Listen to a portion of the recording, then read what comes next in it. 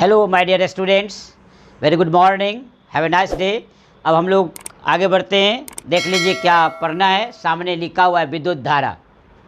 पिछले लेक्चर्स में आप लोगों ने देखा था, हम लोगों ने विद्युत आवेश का प्रवाह पढ़ाया, फ्लो ऑफ इलेक्ट्रिक चार्ज।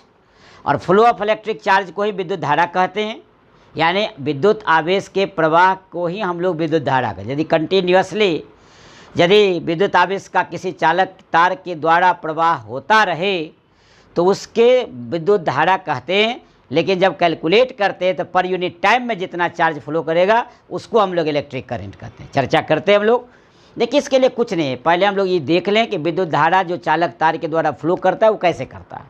इसका अर्थ ये हुआ कि दो आवेशित कोई पदार्थ है, वस्तु है, उसको डिफरेंट हम लोग विद्युतीय विभव मान लेते हैं।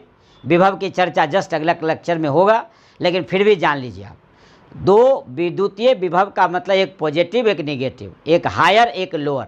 हम कल पिछले क्लास में चर्चा किए थे, पिछले लेक्चर्स में विद्युत आवेश के प्रवाह हमेशा हायर से लोअर की ओर होगा। तो पॉजिटिव को उच्च विभव और नेगेटिव को निम्न विभव मान लेते हैं। देखिए जैसा कि चित्र आप देखिए, क्लियर हो जाइएगा। देखिए उच्च विभव पॉजिटिव को मानते हैं, निम्न विभव नेगेटिव को मानते हैं। दो गोला है, देखिए धनावेशित चालक का गोला एक एक है, तो ये क्लियर है। धनावेशित चालक कोई पदार्थ है ए और ऋणावेशित चालक है कोई पदार्थ बी। दोनों को एक चालक तार द्वारा जोड़ दिया गया है। देखिए चालक तार है ये।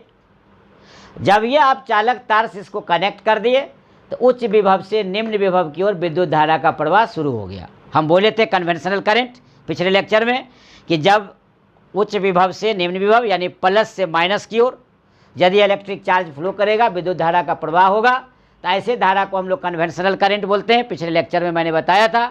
तो यहाँ देखिए उच्च विभव पॉजिटिव को माने, निम्न विभव नेगेटिव को माने। धनावेशित चालक ए है, ऋणावेशित चालक बी है, दोनों को चालक तार से जोड़ दिए तो इस तरह आपको निकलने लगा। क्लियर? यही बात को हम यहाँ लिख दिए। देखिए जब दो आवेशित वस्तुओं को विभिन्न विद्युतीय विभव पर चालक तार से जोड़ दिया जाता है तो विद्युत धारा उच्च से निम्न की ओर निश्चित समय तक प्रवाहित होता है। दिए गए चित्र में चालक ए को उच्च विभव, चालक बी को निम्न विभव मान लिया गया है। जब इन चालक माने पदार्थ को चालक तार द्वारा जोड़ दिया जाता है तो धारा ए से बी की ओर प्रवाहित होता है। ये ध्यान रखिए, बस इतना ही बात है। सामने ये भाषा है, अपने से भी लिख सकते हैं आप, नो प्रॉब्लम। ये जानना यही है कि पॉजिटिव रहेगा तो उच्च विभव, निगेटिव रहेगा तो निम्न विभव, और हायर से लोअर की ओर हमेशा ट्रांसफर होगा। तो ये आवेश का प्रवाह हायर से लोअर की ओर होगा। और हायर किसको मानेंगे? उच्च किसको मानेंगे? पॉजिटिव को। निम्न किसको मानेंगे? नेगेटिव को। और चालक तार से जोड़ेंगे तो नेचुरली है कि धारा जो है हायर से लोअर की ओर, उच्च से निम्न की ओर प्रवृत्ति होती है। जैसे हीट का देखिए, उष्मा का प्रवाह उच्च से निम्न की ओर, एनर्जी का प्रवाह उच्च से निम्न की ओर, पानी का फ्लो ऊपर से नीचे की ओर। तो ये जनरल चीज़ है, तो इसको हम लोग ध्यान से समझ गए। अब इस तरह हम लोग विद्युत धारा को परिभाषित कर सकते हैं, डिफाइन कर सकते हैं कि लगातार जो कंटिन्यूअस आवेश का प्रवाह होगा तो उसकी दर को विद्युत धारा कहेंगे। दर मतलब टाइम से डिवाइड। मान लेते हैं किसी चालक तार से प्रवाहित होने वाली आवेश की मात्रा Q है, तो उस आवेश की मात्रा Q को प्रवाहित करने में टाइम t सेकेंड लगा होगा। तो t सेकेंड में Q कूलम, तो 1 सेकेंड में कितना? Q/T। अब पर यूनिट टाइम में इकाई समय में जितना प्रवाहित होगा वही उसका दर होगा, वही उसका रेट होगा। देखिए यहाँ क्लियर लिखा हुआ है I = Q/T। क्लियर है? यहाँ लिख दिए हम, किसी चालक में प्रवाहित होने वाले आवेश के प्रवाह की दर को विद्युत धारा कहते हैं। यदि किसी चालक से t सेकेंड में प्रवाहित होने वाले आवेश की मात्रा Q हो तो विद्युत धारा I = Q/T, इसलिए कि विद्युत धारा को हम लोग I से सूचित करते हैं। इसलिए इलेक्ट्रिक करंट को I से करते हैं तो I = Q/T। विद्युत धारा का ऐसा मात्रक होता है एम्पियर। क्या होता है? एम्पियर। देखिए एम्पियर लिखा हुआ है, विद्युत धारा का ऐसा मात्रक एम्पियर। एम्पियर है। विद्युत धारा को जो मापते हैं हम लोग तो उसके लिए एमीटर का उपयोग करते हैं। देखिए यहाँ लिखा हुआ है, ये एमीटर एक डिवाइस है, एक यंत्र है जिसके द्वारा विद्युत धारा को मापते हैं। ये एम्पियर है, इसका यूनिट है।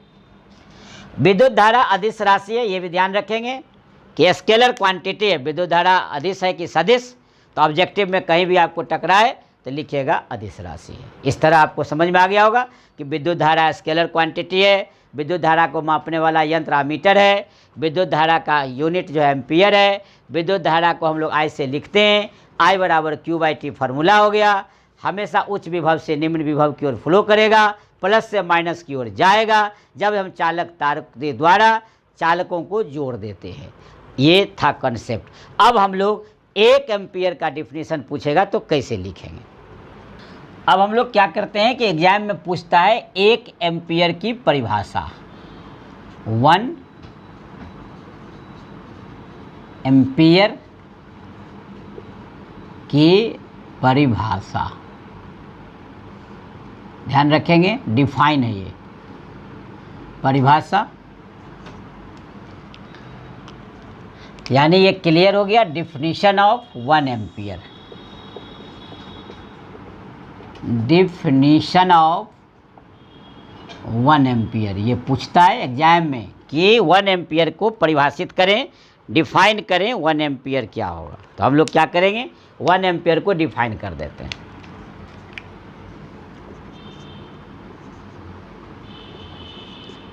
यदि किसी चालक से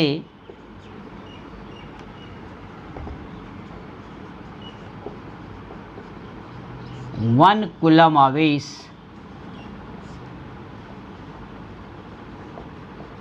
एक सेकेंड तक प्रवाहित होता है तो प्रवाहित होने वाली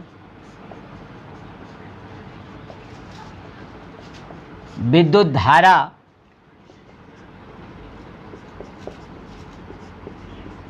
वन एम्पियर कहलाती है। अर्थात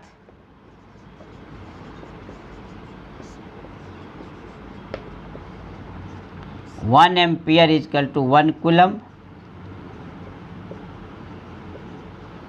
बाय 1 सेकेंड, ये ध्यान रखेंगे। इसका अर्थ हो गया, भरने वाला में काम आ जाएगा, 1 कूलम बाय 1 सेकेंड। तो याद रखिएगा 1 coulomb by 1 second that is called 1 ampere. कभी कभी क्या होता है कि आप जब मापते हैं तो धारा का मान बड़ा भी हो सकता है और धारा का मान छोटा भी हो सकता है। तो हम लोग पारा बदल देंगे। कभी कभी विद्युत धारा का मान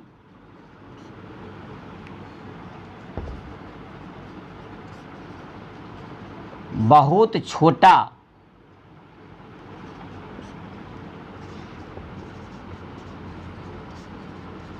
होता है। कभी कभी विद्युत धारा का मान बहुत छोटा हो जाता है।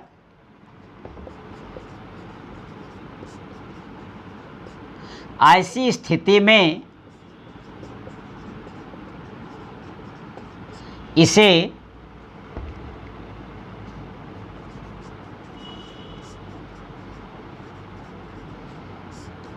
मिली एम्पियर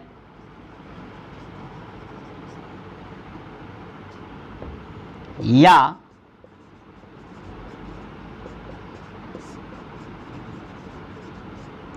माइक्रो एम्पियर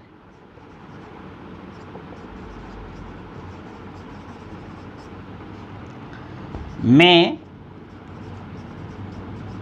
व्यक्त किया जाता है। अर्थात 1 मिली एम्पियर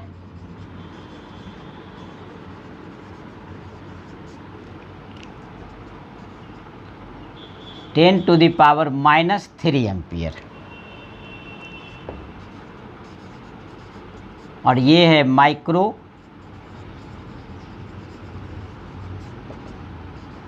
तो 10⁻⁻6 एम्पियर। क्लियर हो गया कि यदि छोटा वैल्यू आएगा, कभी कभी होता है कि मिली एम्पियर में आ गया या माइक्रो एम्पियर में आ गया, तो इसको हम लोग ऐसे व्यक्त करेंगे 1 मिली एम्पियर 10⁻³ एम्पियर और 1 माइक्रो एम्पियर 10⁻⁻6 एम्पियर। जब आप अगली कक्षा में जाएंगे तो आपको ये ज़बरदस्त उपयोग में मिलेगा, मिली एम्पियर, माइक्रो एम्पियर। तब वहाँ याद आएंगे, आप इस चीज़ को याद आएंगे कि ये पहले ही हम लोग पढ़ चुके, जो हम लोग को आने वाले समय में मिलेगा। तो ज़्यादा आनंद की अनुभूति होगी, ज़्यादा खुशी होगी। तो इस तरह छोटा, लेकिन मन में आएगा यदि बड़ा आ गया तब बड़ा वैल्यू जब आएगा तो उसको हम लोग किलो एम्पियर और मेगा एम्पियर में व्यक्त करते हैं। अब हम यहाँ लिख कर दिखाते हैं आपको। ठीक, जब विद्युत धारा का मान बड़ा होता है तब इसे प्रायः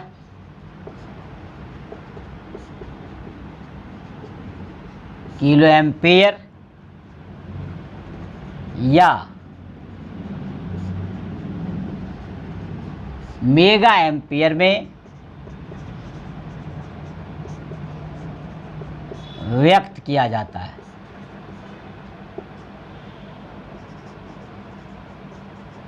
अर्थात 1 किलो एम्पियर 1 गुने 10⁻³ एम्पियर।